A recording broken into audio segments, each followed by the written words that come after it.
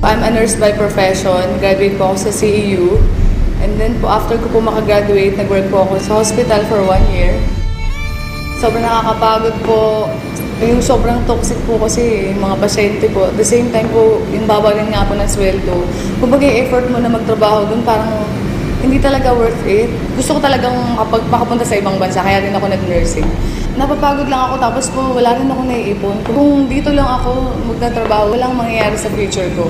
Nung naka 1 year na po ako sa hospital, kumbaga parang na-realize ko na hindi ako para dito sa hospital. Hanggang nag-work ako, nag-apply po ako sa bangko. Kasi nga medyo mas mataas ang sweldo. Ang hirap-hirap magbilang ng perang hindi sa'yo. Milyon-milyon po araw-araw ang binibilang ko. Pero parang sabi ko, kailan kaya darating yung time na sariling kong pera naman yung binibilang ko. Sa araw-araw po na pagtatrabaho ko sa bangko, aga-aga ko pong gumigising and then sobrang late na po ako umuwi. Tapos wala pang 500 yung kinikita ko sa isang araw. Kumbaga talagang hindi po talaga siya worth it na pagtrabahuhan. Minsan, nasi-short din ako sa bangko. Siyempre, kailangan mong bayaran yun, di ba? Magkano na nga lang po yung sinasweldo ko sa bangko, tapos kakaltasan ka pa. Wala po talaga ako naiipon. As in, puro po nga po utang talaga. Kasi yung pong kinikita ko na para sa kinsenas at katapusan, inuutang ko na po. Kaya po pag halimbawa sweldo na po, dumataan lang sa palad ko at kailangan ko nang bayaran yung mga dapat ko pong bayaran. Naisip ko, paano na yung future ko? Kapag kung ganito lang ng ganito.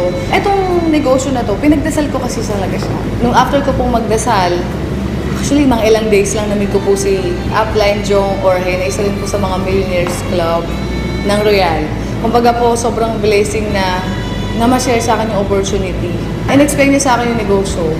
Ang ganda pala talaga ng Royal.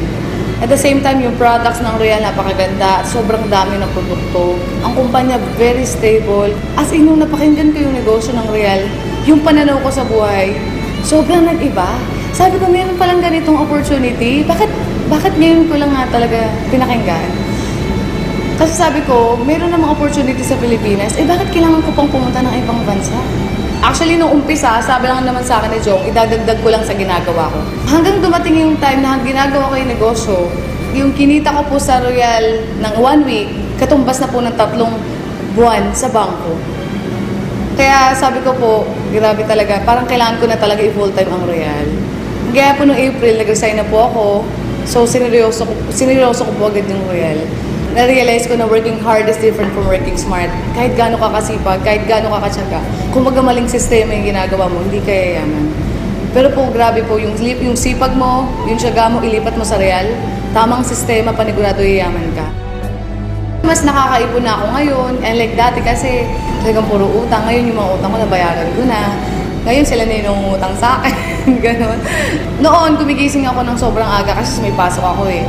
Ngayon, nung nag-royal ako, gumigising lang ako kapag tapos na ako matulog. After 7 months lang, nakabili po ako ng brand new Ford Fiesta because of Royal Business Club. Kaya sobrang thankful po ako, buti na lang may Royal. Lahat po naging negative sa akin, sobrang naging positive po sila. Yung pera na dati sa bangko, sobrang pagod ako magbilang ng perang hindi akin. So nakakatawa dito sa Royal, sariling pera ko na yung binibilang ko. Doon ko nakita na yung magulang ko po sobrang proud sa akin.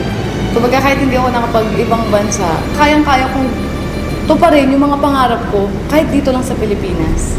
Kasi may Royal Business Club. Tsaka dito nakakatulong ka sa mga tao eh. Yung ginagawa mo hindi lang para sa sarili mo, pero para din sa iba na may mga pangarap din. Kasi ako nakuha ko na yung pangarap ko. Pero yung mga kasamahan ko na naging part ng Royal, gusto ko rin silang matulungan na makuha rin nila yung mga pangarap nila. Ang sasabi ko lang lalo na sa mga kabataan, sa mga empleyado rin na tulad ko, syempre naging empleyado rin naman ako, na maging open-minded lang kayo. Buksan nyo lang yung puso't isipan ninyo. At the same time, dito hindi naman sinabing iwan mo yung ginagawa mo eh.